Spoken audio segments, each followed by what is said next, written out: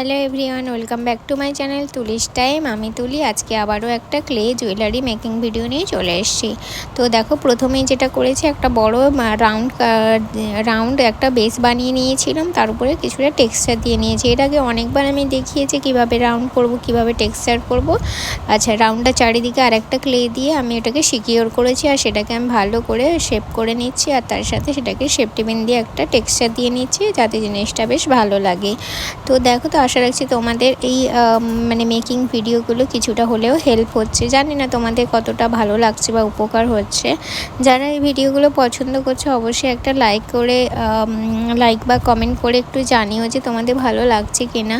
দেখো, বেশটা ভালোভাবে শুকিয়ে যাওয়ার পর এর উপরে আমি একটা ফ্লাওয়ার মেকিং করব। অনেকেই এটা কি করে বলো তো, নরম অবস্থায় করতে পারবে, না করার কোনো অসুবিধা নেই, কিন্তু কি বলো তো, বেশটাকে আর হাতে তুলে কোনোভাবে ইউজ করতে পারবে না। তার জন্য আমি সাজেস্ট করব তোমরা বেশটা শুকিয়ে যাওয়ার পরে করবে। তারপরে দেখো, এরকম ক্লেগুলোকে ছোট ছোট বলের আকারে কেটে নেব, আর হাতে একটু পাউডার মেখে নেব। যে কোনো ক্লের কাজ করার সময় না হাতে একটু একটু করে পাউডার লাগিয়ে নেবে, তাহলে কি হবে, হাতে আটকে যাবে না। আজ এই ধরনের ফ্লাওয়ারগুলো বানানোর জন্য না, ক্লেটাকে একদমই যে নরম অবস্থায় করবে তা না, সেমি সফট ব্যাপারটা থাকবে, মানে একটু নরম একটু শক্ত এরকম থাকবে। একদম নরম থাকবে না, আবার একদম হার্ড থাকবে না। হার্ড থাকলে তুমি করতে পারবে না, আবার একদম নরম থাকলে না, কোনো ধরনের শেপ দেওয়া যায় না, তখন একটু বেঁকে যাবে, করতে গেলে ঘেঁটে যাবে। তাই জন্য একটু ওয়েট করবে। আর এখন গরমের সময় খুব তাড়াতাড়ি শুকিয়ে যায় এই ধরনের ক্লের কাজগুলো, তাই জন্য তোমরা একসাথে অনেক বেশি ক্লে মেখে নেবে না, অল্প অল্প মাখবে, সেই মতো প্রয়োজন মতো ইউজ করবে। তো দেখো, প্রথমে এরকম মাঝখানে একটা বৃন্ত মতো বানিয়ে নিয়েছিলাম, তারপর একটু করে ফেভিকল লাগিয়ে পাপড়িগুলোকে এইভাবে লম্বাভাবে, তো আমি ছোট বড় বিভিন্ন সাইজ, তো দেখো বিভিন্ন সাইজের পাপড়িগুলোকে এইভাবে বসিয়ে নেব ছোট বড় হিসেবে। তো একটু ফলো করলেই বুঝতে পারবে। কিন্তু কি বলো তো, আমার হাতটা ক্যামেরার বাইরে চলে গেছে, আমি সেটা দেখিনি, কারণ কাজ করার সময় ক্যামেরার দিকে খেয়াল থাকে না। আর আমার মনে হয় কি বলো তো, ক্যামেরার সামনে কাজ করলে কাজটা আরও খারাপ হয়ে যায়, আমি যেটা আরও ভালো করতে পারতাম। আর এটা খুব ইজি একটা প্রসিডিওর, ছোট বড় হিসেবে একটু করে বসিয়ে নিলেই হয়ে যায়। গোলাপ ফুল বানানো খুবই সোজা। দেখো, আমিও যে খুব ভালো পারি তা না, কিন্তু আমি যে প্রসিডিওরে বানাই বা যেটা বানাচ্ছি সেটাই তোমাদের সাথে শেয়ার করি। যারা ছোট আছো বা যারা বিগিনার্স আছো, যারা ক্লে জুয়েলারি শিখতে চাও বা যে কোনো ক্লের আর্ট যেটাকে বলতে পারি শিখতে চাও, তাদের যদি কোনো উপকারে লেগে থাকে, তাহলেই আমি হ্যাপি হব। এই কারণেই যে আমার ভিডিওগুলো তাহলে লাভ আছে আর কি বানিয়ে। তো অনেকেই ছোটরা আছো যারা এগুলো শিখতে চাইছো বা বানাতে চাইছো, তাদের জন্যই এই টিউটোরিয়ালগুলো আমি শেয়ার করছি। আর আমি যেভাবে বানাই আতিপাতিভাবে, প্রথম কথা হচ্ছে, আমি কোনো রকম টুলস ইউজ করি না, আমি হাতে যতটা পারি আর নিজের মতো করে যতটা পারি আমিও অন্যদের দেখে শিখছি, প্রতিনিয়ত শিখি, আইডিয়া নেই, নিজের মতো করে বানাই আর তোমাদের সাথে করে শেয়ার করি, যাতে তোমাদেরও উপকার হয়, তোমরাও কিছুটা শিখতে পারো, কিছু না হলে নিজেদের জন্য বানাতে পারো, কাউকে গিফট করতে পারো, নিজেদের ভালো লাগার জন্যে বানাতে পারো মেনলি। তো দেখো, এইভাবে আমি ফ্লাওয়ারটাকে বসিয়ে নেব, এরপর সাথে কিছু পাতা বানিয়ে নেব। তো তার জন্যে এই যে প্রথমে একটু ক্লেটাকে নিয়ে নেব ভালো করে, আর সবসময় চেষ্টা করবে গ্লু দিয়ে আটকানো, কারণ নিচের বেসটা তো আমাদের শুকিয়েই গেছে প্রথম থেকে।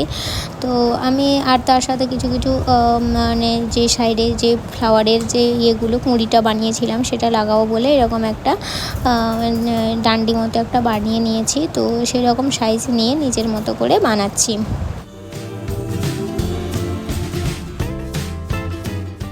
যেটা বানাচ্ছি সেটা আমার সবথেকে ফেভারিট বলতে পারো, সেটা হচ্ছে পাতা বানাবো। তো তার জন্য প্রথমে বেশ কিছুটা ক্লে নিয়ে এরকম হাতে আগে টিয়ার টপ টাইপের একটু বানিয়ে নিলাম। তারপরে দেখো, এরকম হাতের সাহায্যে, হাতে সবসময় কিন্তু পাউডার লাগাবে, যেটা বারবার বলছি, নাহলে হাতে কিন্তু আটকে যাবে। তো এই যে এইভাবে পাতাটাকে শেপ করে নিলাম আগে হাতে চেপে চেপে। তারপর দেখো, এরকম একটা পাতা নিয়েছি, পাতাটাকে এইভাবে বসাবো, জাস্ট প্রেস করব। আচ্ছা, সামনে আমার কুলার চলছে, তাই জন্য খুব হাওয়া দিচ্ছে, কারণ এখন যা গরম পড়েছে এমনিতে কাজ করা যায় না। তো এই যে দেখো, পাতাটা রেডি হয়ে গেল। আর এইটা যদি একদম খুব নরম থাকতো ক্লেটা, না এইটা তুলতে গেলে জানো তো অনেকটা শেপ নষ্ট হয়ে যেত, আবার অনেকটা সময় কী হয়, ভেঙেও যায়। তো তো যে কারণে খুব একটা তোমরা নরম অবস্থায় করবে না, সেমি হার্ড এরম একটা কন্ডিশনে থাকবে করবে। এটা করতে আমার বেশ মজা লাগে, সেই ছোটোবেলায় একটা সেই ছাপ তোলার মতো একটা লাগে, পাতা দিয়ে তুলছি ছাপ, আর এটা বেশ মজা লাগে, তাই আমি এটা বারবার করে করে দেখাই। এটা এর আগেও বোধহয় তোমাদের সাথে শেয়ার করেছি, যাই হোক এখন আবার শেয়ার করলাম, দেখে নাও। তারপর এবার ফুলের কুড়িটা বানাচ্ছি, এরকম একটা ছোট্ট মতো বানিয়ে নিয়েছি, তার সাথে একটু সেফটি পিন দিয়ে শেপ নিয়ে একটু মেপে ঝুঁকে দেখলাম যে ঠিক আছে কিনা বা আর একটু বড় করতে হবে কিনা। দেখো সব কিছুই তো হাতের ব্যাপার, তো সবসময় সব সাইজ ঠিক হয় না, তবে যতটা বাড়া যায় চেষ্টা করতে হবে। আর এইসব কাজ কী বলো তো, করতে করতে একটা হাতের মাপ চলে আসে, অভ্যেস হয়ে যায়। আর এখন দেখো ফুলের যে বিন্দুটা করব তার নিচের যে একটা সবুজ কালারের হয় না, তার সেটার জন্য একটু বানাচ্ছি। সেটা আমি এইভাবে বানাই, আমি জানি না অন্যরা কিভাবে বানায়, আমি আমার মতো করে বানাই, আমি যেটা বানাই আমার সেটা দিয়ে কাজ চলে যায়। তো সেটা তোমরা ফলো করো, দিলে দেখলে বুঝতে পারবে। তো এরপরে সব অ্যাসেম্বল করব সবগুলোকে।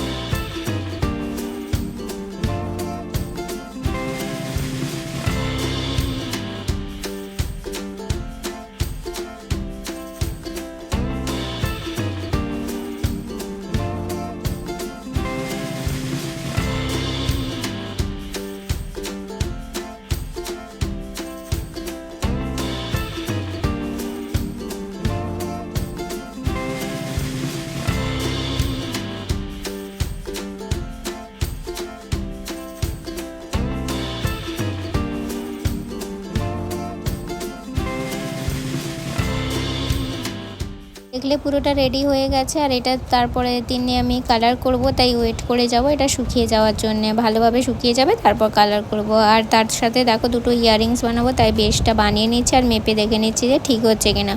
আমি হাতের সাহায্যে বানাচ্ছি, তোমরা যদি না পারো তাহলে একটা কোনো কিছু মানে মাপ নিয়ে তোমরা করতে পারো।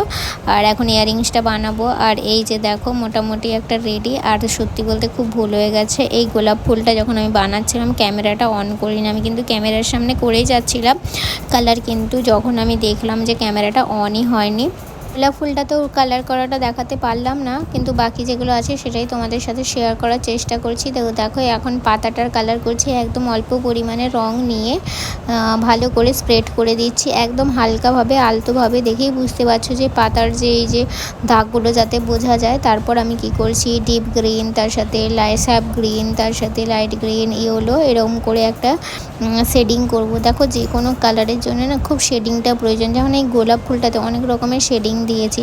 শেডিং দিয়ে যদি তুমি কালার না করো না, কালারটা কখনোই ফুটবে না। ধরো শুধু আমি লাল, শুধু হলুদ এরকম করলে জিনিসটা যতটা না ভালো লাগবে, তুমি যদি একটা শেড দাও তবেই ভালো লাগবে। মানে একটা জিনিস তোমার একটা এই সিম্পল পাতাটা রং করতে তুমি ভাবো না আমার 3 থেকে 4টে রং ইউজ করতে হয়েছে। তো সেই রকমভাবেই খুব ধৈর্য নিয়ে এই কাজগুলো করতে হয়, তার কারণ এগুলো হচ্ছে প্রত্যেকটাই ধৈর্যের কাজ।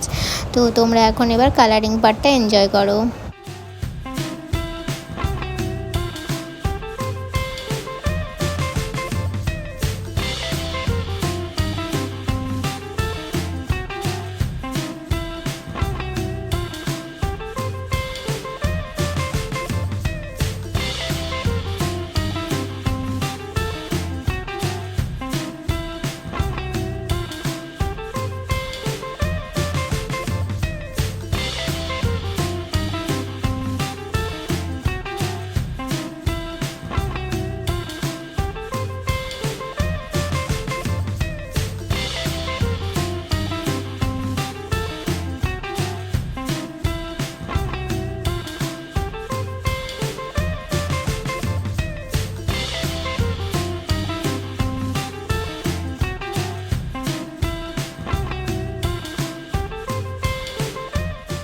তোমাদের সাথে চেষ্টা করলাম কালার পার্টটা শেয়ার করার। এরপর তোমাদের সাথে টাসেল অ্যাটাচ করে দেখাচ্ছি যে এটা ঠিক কেমন হলো জিনিসটা। অ্যাটাচ করার পর দেখো ঠিক কীরকম লাগছে, আর আমি এরকম কিছু বিটসও দিয়েছি, আর এই হলো তার ফাইনাল লুক।